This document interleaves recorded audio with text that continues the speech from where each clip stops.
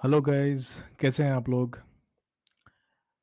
बहुत दिनों से एक रिक्वेस्ट आ रही थी कि अ, हम लोग सीएसआर फंड कैसे अरेंज करते हैं। कई बार ऐसे होता है कि सीएसआर फंड्स के लिए आप एक एप्लीकेशन करते हैं और वो एप्लीकेशन अप्रूव हो जाती है और आपको फंड मिल जाता है। लेकिन कई बार ऐसे होता है कि आपको कंटिन्यूअस अलग-अलग कंपनियों में सीएसआर के लिए एप्लीकेशन देनी पड़ती है। तो ये एक प्रोसेस होता है जिसमें हमेशा आप एक तरह से अपने आप को प्रेज़ेंट करते रहते हैं, अपने आप के आप जो काम करते हैं सीएसआर अगर फंड नहीं भी मिलते हैं तो आपको आप जो काम करते हो उसको किसी भी आपके कॉज़ के लिए उस कॉज़ को इलैबोरेट करके या प्रेज़ेंटेबल बना के, एक प्रेज़ेंटेशन बना के आपको उसके लिए काम करते रहना पड़ता है। तो मैं आज ये सोचा था कि अब कई रिक्वेस्ट आए थे मेरे पास कि प्रोजेक्ट रिपोर्ट कैसे बनाया जाए? हम काम तो बहुत करते हैं लेकिन हम लोग उस काम को प्रेज़ेंट नहीं कर पाते हैं। क्योंकि आप जो काम करते हैं उसको प्रेज़ेंट करना भी उतना ही ज़्यादा इम्पोर्टेंट होता है। क्योंकि लोग और जो दूर बैठे लोग हैं जो आपको आपके वेबसाइट के थ्रू जानते हैं, आपके काम के थ्रू जानते हैं, उनके लिए ये बहुत ज़रूरी होता है कि आपने क्या किया है और आप क्या करते हैं। आपने अगर किसी स्कूल के लिए हेल्प की है, किसी एज होम एज ओल्ड या किसी की मेडिकल हेल्प की है, तो उसको एक प्रॉपर्ली इलैबोरेट करके एक अच्छा-सा प्रेज़ेंटेशन बना के या उसके बारे में डिटेल हमेशा अपने पास रखिए। अब ये ज़रूरी नहीं है कि हमेशा हम उस डिटेल को हर किसी के साथ शेयर करते रहें, लेकिन ये बहुत ज़रूरी है किसी प्रोजेक्ट सीएसआर प्रोजेक्ट रिपोर्ट में जो हम बनाते हैं प्रोजेक्ट रिपोर्ट, तो इन चीज़ों को हमें उसमें ऐड करना चाहिए। सो उसी पॉइंट ऑफ व्यू से मैंने एक छोटा-सा प्रेज़ेंटेशन दे रहा हूँ, जिसमें कि जो लोग चाहते हैं कि प्रोजेक्ट रिपोर्ट जिनको बनानी है, जो काफ़ी काम करते हैं लेकिन प्रोजेक्ट रिपोर्ट नहीं बना पाते हैं ठीक से और जिसके कारण उनको फंड नहीं मिल पाते हैं।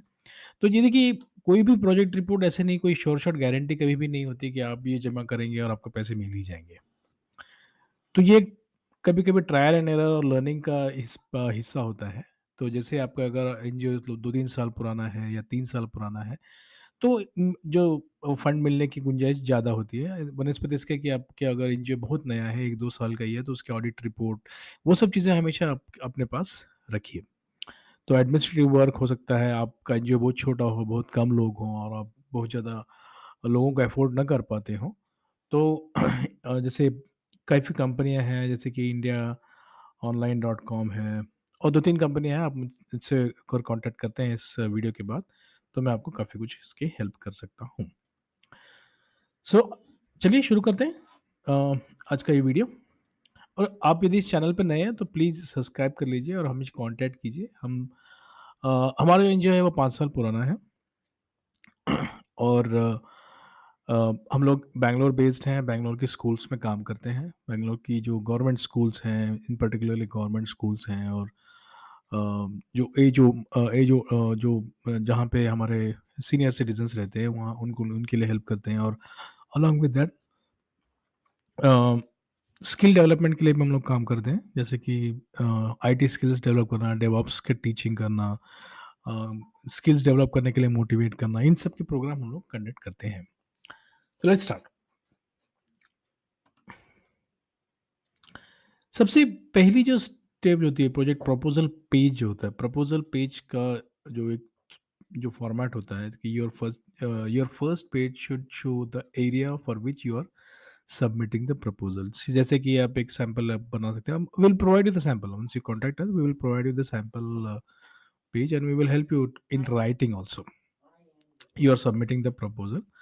सो प्रपोजल पेज में आपकी फर्स्ट पेज तो आपका काम, आप क्या किस फील्ड में काम करते हैं और दूसरा ये कि आपको किस कंपनी के लिए आप एप्लीकेशन भर रहे हैं। जैसे कि सपोज़ आप हिंदुस्तान पेट्रोलियम के भर रहे हैं, अडानी कम्युनिकेशंस के लिए भर रहे हैं, अडानी फूड्स के लिए भर रहे हैं, कोई जो भी एक आपकी कंपनी का नाम है, जिस कंपनी को सीएसआर देना है, उस कंपनी का नाम होगा। दूसरा जो स्टेप्स होता है, जो बहुत इंपॉर्टेंट होता है, उसमें फॉरवर्डिंग लेटर होता है एक, जो आपके लेटर हेड पे रहता है। उस लेटर में आपको ये रहना करना पड़ता है कि जो फॉरवर्डिंग लेटर होता है, तो सैंपल फॉरवर्डिंग लेटर होता है, जिसमें कि यू नो आप ये लिखते हैं कि भई हम लोग इस ये हमारा कॉज़ है, इसमें हमारा काम चल रहा है और हमारे प्रोजेक्ट्स यहाँ-यहाँ काम करते हैं हम लोग, इस जिस सिटीज़ में है यहाँ पे काम करते हैं और उसके हिसाब से आपको वो एक फॉरवर्डिंग लेटर बनाना पड़ता है, जो फॉरवर्डिंग लेटर आप उसके साथ अटैच करते हो। इन सब चीज़ों को एक क्लब करके, एक स्टेपल करके आपको एक फ़ाइल बना के उनको भेजना होता है।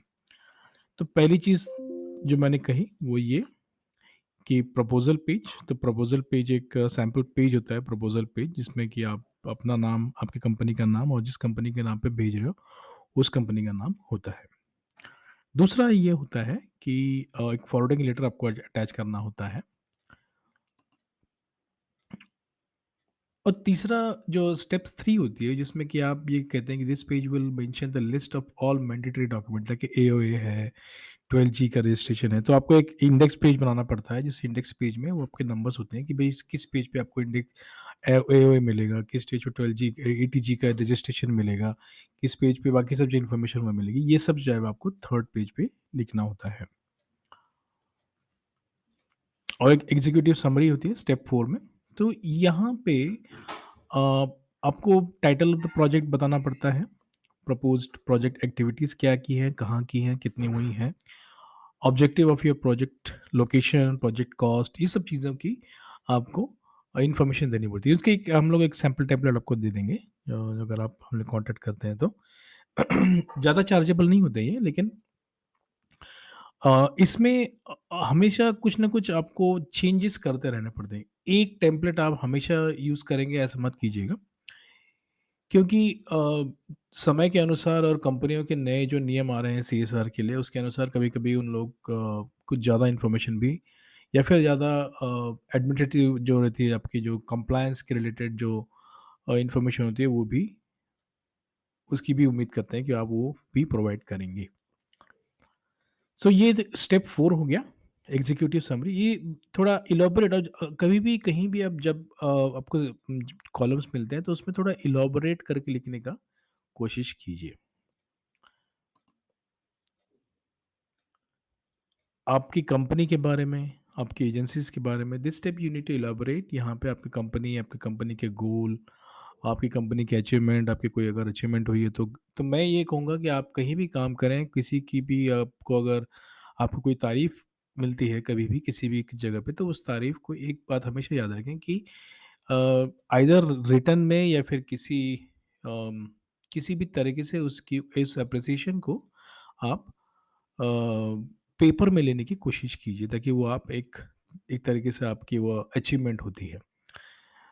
बहुत बड़ी अचीवमेंट के लिए काफ़ी समय लगता है, लेकिन छोटी-छोटी अचीवमेंट्स के लिए उतना समय नहीं लगता। तो हम लोग हमेशा इस बात पे ज़ोर देते हैं कि आपको यदि छोटी-सी भी अचीवमेंट हुई है, तो उसको इलैबोरेट करके या फिर उसको एक तरह से आप उसको पेपर फॉर्मेट में ले लीजिए। आपके आपके जो काम की एप्रिसिएशन हुई है, उसका एक पेपर फॉर्मेट में लिख लीजिए और उसको आप इस जगह आपको प्रेज़ेंट करना होता है।